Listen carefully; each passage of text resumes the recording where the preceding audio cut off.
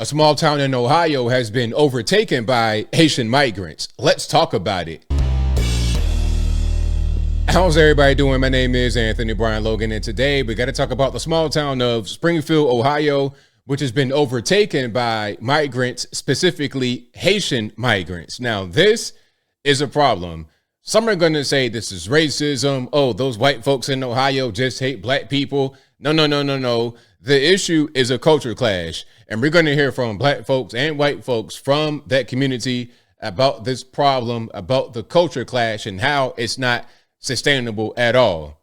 It is not sustainable. And there's a rumor about some cats and rats and bats and dogs getting eaten by these migrants. We're going to address that. Never you worry. But first things first, let's check out PBS.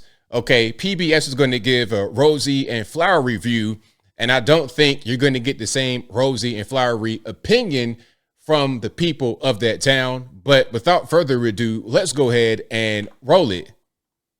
Today, the small city of Springfield, Ohio, found itself at the center of a fraught election year issue, immigration. Republican vice presidential candidate J.D. Vance claims that Haitian migrants in Springfield are, quote, draining social services and causing chaos. He's also repeated a baseless rumor, already debunked by city officials, about pets being abducted and eaten.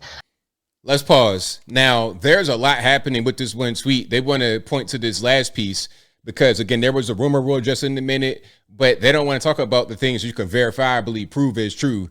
Social services drain, causing chaos. They're not talking about that part. They want to talk about, oh, well, this thing that he said isn't really accurate, maybe, so we're going to ignore everything else. A story amplified by right-wing media and Elon Musk online. Over the last 4 years, Springfield has seen its small population grow by over 20%, driven almost entirely by immigrants. So 20% increase in your small town's population, all because of migrants. And that's not going to cause a problem at all. Everything's going to be sunshines and roses. Really? Okay. William Brangham recently went to Springfield to understand how the city is coping. The sounds of Haitian Creole carrying across soccer fields, in grocery stores, in restaurants, dishing up the popular Haitian street food pate code. It's striking, hearing all this in the heartland of the United States, Springfield, Ohio. Springfield's a small blue-collar city with a familiar story. Much of the factory work left decades ago, and the residents followed. A community of more than 80,000 emptied out to less than 60. So if you have a small community with no industry anymore, and you get a 20% influx in population, and they're all migrants, what are the migrants going to be doing for work? How can this town sustain these people? And then, of course, there's a cultural issue. What are you going to do with that?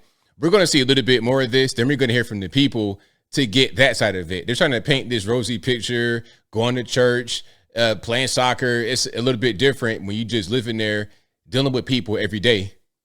That is, until the last few years. Our churches, we see new people. In the pews. Yes, absolutely.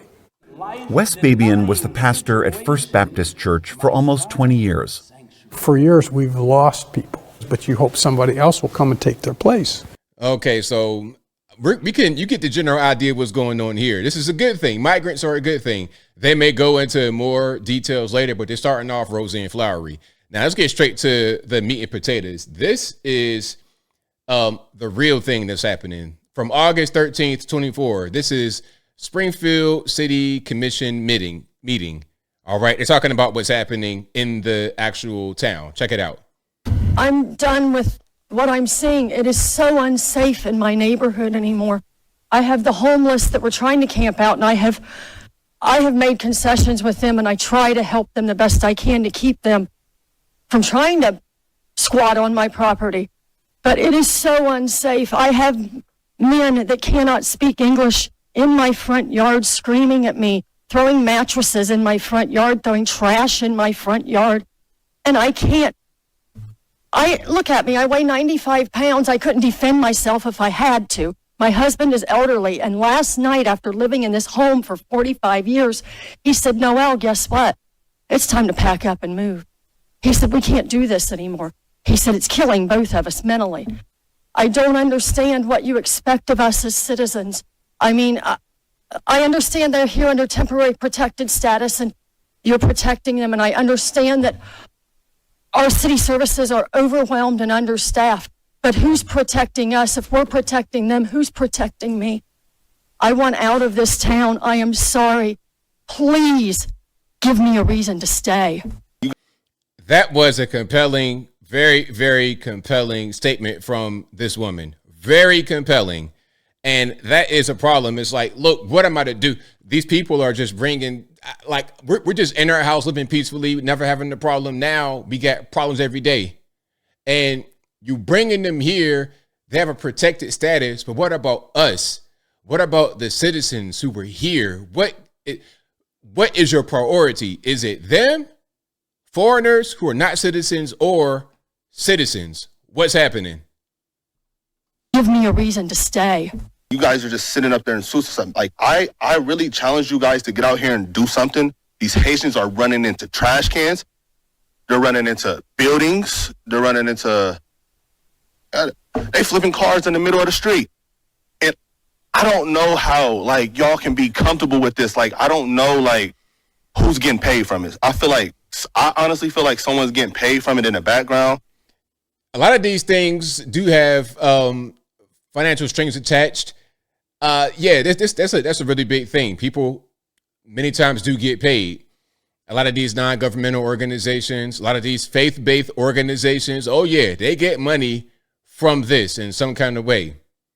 Because remember, there's a congressional Republican study that came out every year. I thought it was every 2 years. Every year we spend in some kind of way from taxpayer money, $450 billion with a B, $450 billion on the migrant crisis.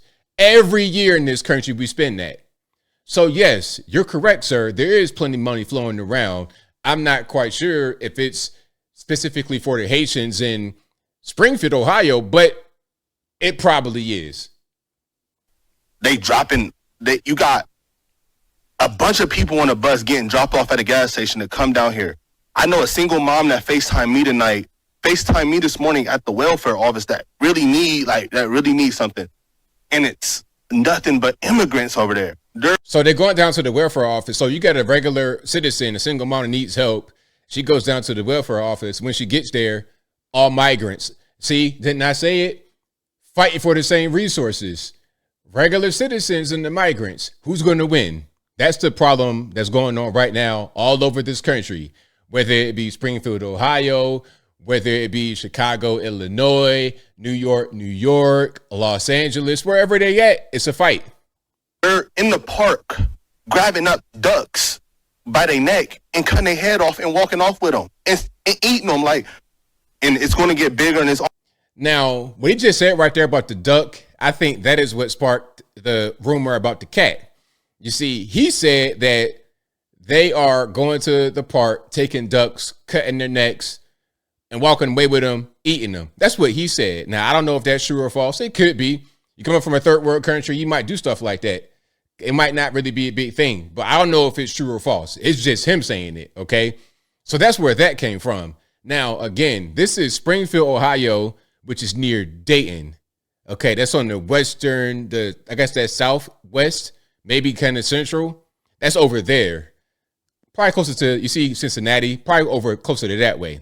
Now, the whole story with the cat did happen, but it was in Canton, Ohio, Football Hall of Fame, up there closer to Cleveland, which is not the same thing. And the woman was Black American, if I'm not mistaken. And I do have that clip. Okay, I do have that clip. So her name is Alexis Farrell, 27 years old, Black American. And if she's not Black American, I can't tell because her family members, I think they call and they sound Black American. You do. Brace yourselves. This one's extra gruesome because what this woman allegedly did was murder a cat. And if that's not enough, she also ate it. Okay, so that's where that came from. And this video you can see that's 8/16/24. So it was a little while ago, and that's her right there. This is a Black American. Okay, and you can hear family members and whatnot in this clip. that these are not Haitians. And again, it's far away. This is in Canton, Ohio, but the Haitian situation is happening specifically in Springfield, not the same part of the state. But as I close, I want to say this. The migration crisis, the migrant crisis is a problem, and it's not about race. It's not about race. It's about the culture of people coming from a different place. And when you bring them en masse to one location, especially in a poor place, small town, middle America, now it's going to be competition over resources. Then it's going to be, we don't really get along in the way we behave. Where do you put your trash? How do you raise your children? What kind of parties are we having? Do you have criminality with you like the Venezuelans sometimes bring? You got a lot of different things going on. The best way to avoid all this, as I close and wrap it on up, put the bow on top, is to reduce the entry of people into the country. Close the border up. Don't allow illegal aliens to just be in here. All these asylum seekers and migrants. Let's put a pause on all that until we get our own citizens in a better way. Unless the goal is to replace regular normies, replace citizens, replace some of the elderly and retired with these new people. But if you're going to do something like that, can we get a better batch of these people? Because obviously they're causing a lot of problems, and I don't see the problems subsiding anytime soon, unfortunately, until we get a handle on the migrant crisis, but only until then. And I think I'll leave that right there for now. And what say you? What's your opinion about what's happening here with the migrant crisis in this small town, Springfield, Ohio? 20% increase in population, and they say that's all migrants, or the majority. Like, who's moving out there, really? Like, I've never heard anybody say, hey, you know what, I want to go to Springfield, Ohio. That'd be a great place to retire. Nothing against y'all out there. Shout out to Springfield.